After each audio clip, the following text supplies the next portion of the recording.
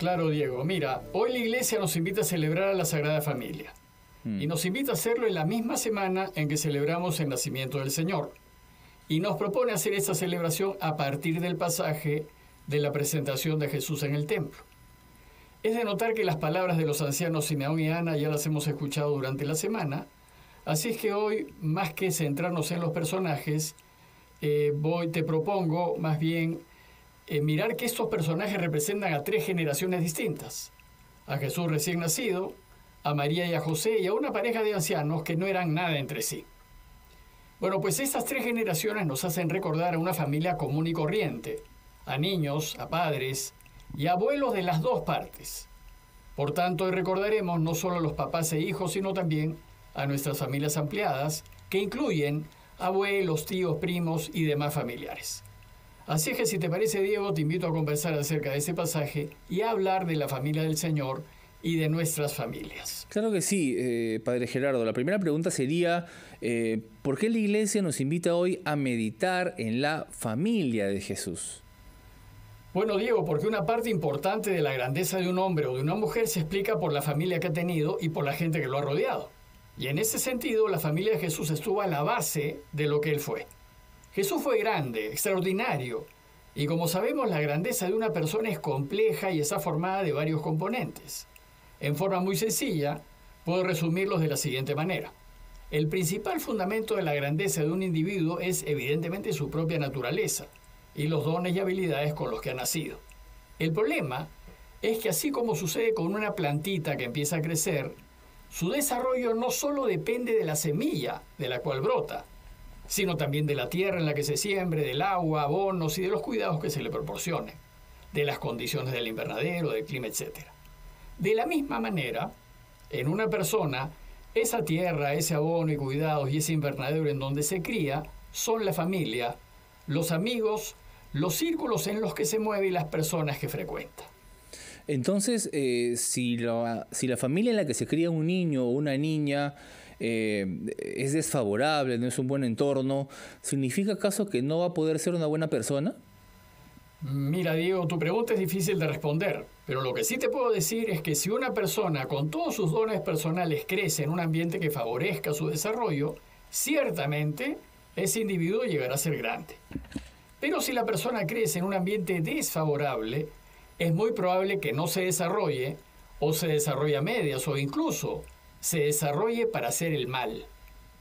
Ahora bien, todos estos componentes que rodean a la persona en su crecimiento, el principal es la familia. Por eso hoy la Iglesia nos invita a meditar en la familia de Jesús, porque en ella Él vivió, aprendió, creció y se desarrolló para llegar a ser lo que fue. Ciertamente Jesús creció y se desarrolló como un niño normal, porque la Iglesia afirma que Él, además de ser Dios, fue perfecto y verdadero hombre, y además un hombre normal. Por tanto, en cuanto perfecto y verdadero hombre, no solo creció y aprendió, sino que fue modelado por la familia que tuvo y por el contexto en el que vivió. Lo que sí podemos decir es que su comunidad de discípulos nunca dudó de que haya sido perfecto y verdadero hombre, pues actuó como verdadero hombre. Claro que sí.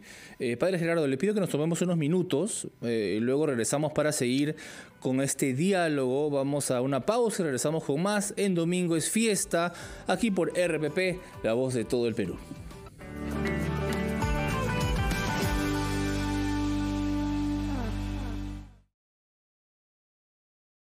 Estamos conversando con nuestro estimado Padre Gerardo Aste sobre Jesús, pan de vida, ¿no? En este último día del año.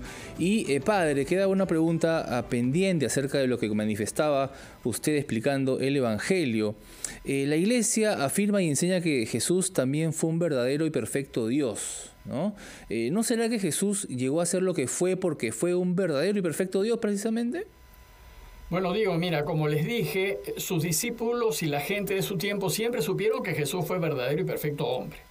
Por ejemplo, Juan Evangelista nos cuenta en una discusión que tuvo con las autoridades judías, estas lo acusaron públicamente diciéndole: tú, siendo hombre, te haces a ti mismo Dios. Y esto porque para ellos Jesús era solamente un hombre, y porque su vivir y actuar siempre se portó como verdadero hombre. Comía, dormía, se cansaba, oraba, tenía dudas y tentaciones, tomaba decisiones, y ante la posibilidad de morir crucificado, sintió angustia. Más bien el problema que tuvo la iglesia fue llegar a afirmar que Él es también verdadero y perfecto Dios. Y si bien a fines del primer siglo ya había un sentir bastante generalizado de su divinidad, tuvo que pasar unos 200 años más de fuertes discusiones para que la iglesia llegue a definir sin duda alguna que Él es también Dios. El asunto es que en cuanto hombre, Jesús creció y tuvo que aprenderlo todo, como cualquier niño que crece y aprende. Y lo que hoy deseo compartir con ustedes es que en el seno de su familia, Jesús aprendió los fundamentos de su fe y de manera especial a conocer y relacionarse con su Padre. En su familia aprendió a orar, a comer, a caminar, a hablar, como cualquier niño haría. Aprendió la historia de Israel, las costumbres y también la religión de su pueblo. Y podemos suponer que en la sinagoga de Nazaret aprendió también a leer y tal vez a escribir. Bueno, pues en ese ambiente Jesús aprendió a socializar y a relacionarse con los demás. Padre Gerardo, tenemos una pregunta de nuestros oyentes sobre el Evangelio de hoy.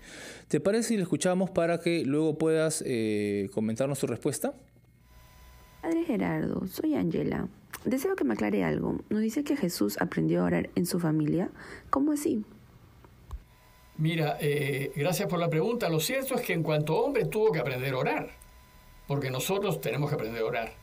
Sabemos que María y José fueron personas de oración. De hecho, la presencia de ángeles en pasajes de la Escritura es expresión de momentos de profunda oración, tanto del momento en que se le anuncia a María los deseos de Dios para que sea madre de Jesús, como del momento en que José se debatía acerca de cómo tratar a María. Además, el texto de hoy nos dice que María y José fueron personas religiosas y muy respetuosas y cumplidoras de la ley.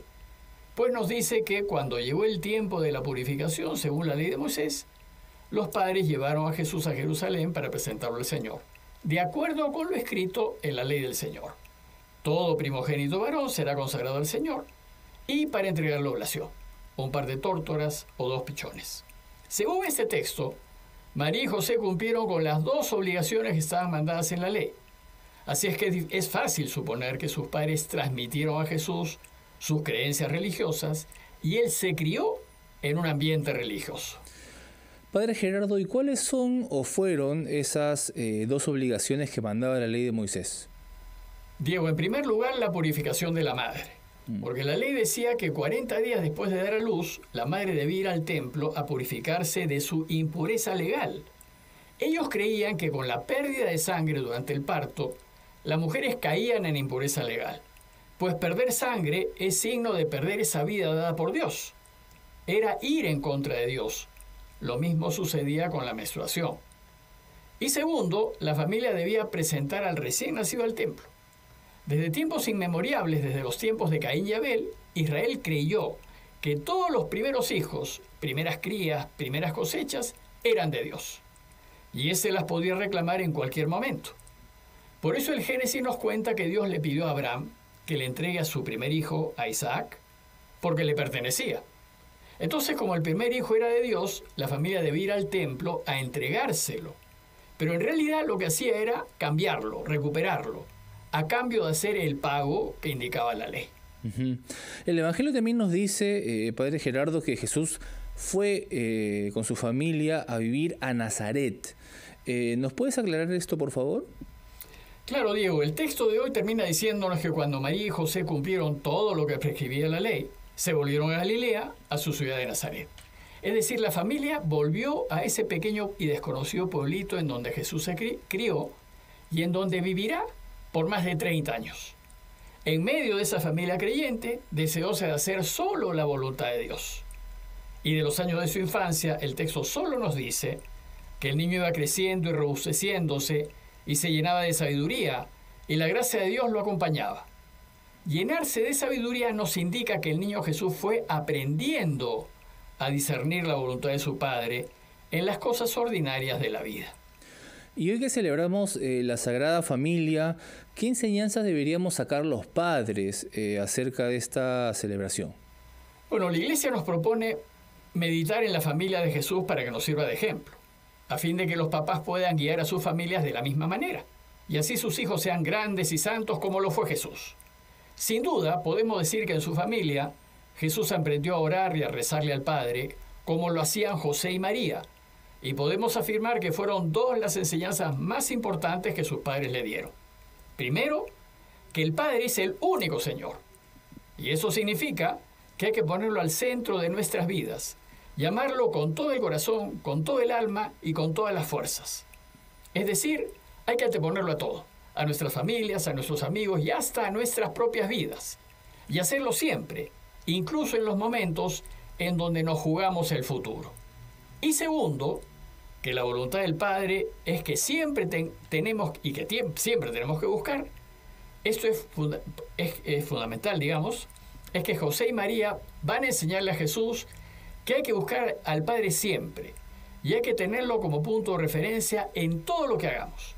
Y Jesús va a aprender este modo de proceder y lo va a hacer suyo. Por eso decía un poco antes que Jesús aprendió a descubrir la voluntad de su Padre, hasta llegar a ser un maestro de discernimiento, y aprendió a elegir hacer siempre lo que el Padre quiso. A tal punto, aprendió a hacer la voluntad de su Padre, a ser de ella el eje de todas sus decisiones, que enseñará a los suyos que su alimento es hacer la voluntad de su Padre y que él solo vive para hacer su voluntad. Si solo estas dos enseñanzas fuesen lo único que los padres les enseñan a sus hijos, ellos serían grandes y serían como Jesús. Bueno, mi reflexión es que hoy en día, Padre Gerardo, la mayoría de padres no enseñan eso a sus hijos, no se los enseñan. ¿Tienes algún comentario al respecto de repente? Pues sí, Diego, desgraciadamente muchos padres, en lugar de formar el corazón de sus hijos, se preocupan más de formarlos en conocimientos y habilidades.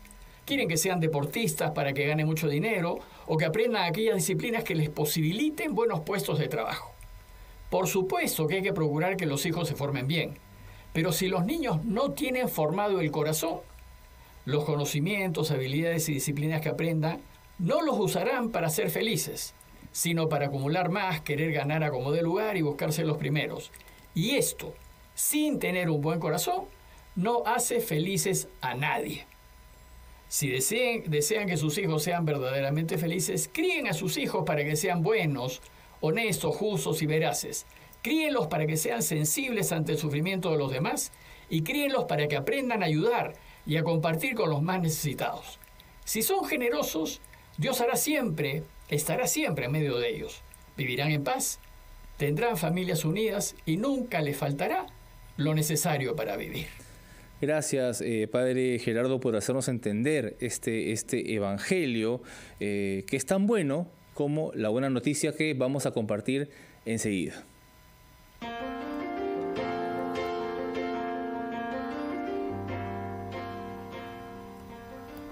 El 2 de enero la Iglesia recuerda la memoria de los santos Basilio el Grande y Gregorio Nacianceno. Gerardo, ¿qué nos puedes decir de estos dos grandes santos? Bueno, digo, Basilio y Gregorio fueron dos grandes santos del siglo IV. Fueron amigos y vivieron casi en la misma época entre el concilio de Nicea del 325 y el de Constantinopla del 381. Y estuvieron juntos en Atenas. Pocos años antes del nacimiento de ambos, el emperador Constantino había suspendido las persecuciones contra la Iglesia y había permitido la libertad de culto y de reuniones. Y gracias a su nueva situación, una de las primeras cosas que hizo la Iglesia fue aclarar y definir los fundamentos de su fe. Entonces el emperador Constantino convocó al primer concilio de la Iglesia en Nicea. Y en ese concilio se definió que Jesús, además de ser verdadero hombre, es verdadero Dios. De esta manera, condenó la herejía del sacerdote Arrio que sostenía que Jesús no es Dios, sino una criatura de Dios, aunque ciertamente la más excelsa. Y luego de la definición de este concilio, un grupo de la Iglesia que apoyaba a Arrio no quedó satisfecho y se propuso a combatirlo. Bueno, pues Basilio y Gregorio crecieron y estudiaron en ese ambiente caldeado de discusiones teológicas, en donde hasta los emperadores intervenían e inclinaban la balanza en favor de uno o en favor de otro. Basilio y Gregorio, ambos sacerdotes y obispos, se dedicaron a combatir la herejía arriana que produjo enormes heridas y que casi destruye la Iglesia. Gregorio estuvo movido por una profunda claridad interior Y Basilio mismo dice que un día, como si despertase de un sueño profundo, volví mis ojos a la admirable luz de la verdad del Evangelio y lloré por mi miserable vida. Ambos defendieron la fe del Concilio de Nicea, que sostiene que Jesús, además de ser verdadero hombre, es verdadero Dios, y sus enseñanzas sirvieron de base para la declaración del siguiente concilio, el de Constantinopla, en donde la Iglesia definió, ya sin dudar ni poder dudar, la divinidad de Jesús, y puso fin, pues, a la herejía arriana. Por su defensa de la fe de la Iglesia, aún en contra de algunos emperadores romanos, ambos son reconocidos santos tanto en la Iglesia Católica, la occidental, como en la Iglesia Ortodoxa, la oriental. Padre Gerardo, muchísimas gracias por habernos explicado este Evangelio, la buena noticia, y no queremos irnos sin antes recibir la bendición de Dios. Diego, deseo aprovechar que estamos en el último día del año para pedirle a Dios que de manera especial bendiga a todos ustedes y a todas sus familias, y les conceda un año 2024 lleno de bendiciones. Y Él, que es un Dios bueno y misericordioso, y que es Padre, Hijo y Espíritu Santo, los bendiga y permanezca siempre con todos ustedes. Muchas gracias, Diego, gracias también a todos, y para ustedes y sus familias, un muy feliz año 2024. Muchísimas gracias, Padre Gerardo, un feliz año para usted también, un fuerte abrazo, feliz año nuevo 2024, en compañía siempre de Dios. Muchísimas gracias. Esto ha sido Domingo de Fiesta. Gracias por su participación, por siempre estar aquí con nosotros, y seguiremos compartiendo la palabra de Dios. Bien, un gran abrazo para todos nuestros oyentes. Son 10:32, vamos a escuchar el resumen de la media hora, pero quédate en sintonía porque inmediatamente después seguimos con Siempre en Casa, por RPP Noticias, la voz de todo el Perú.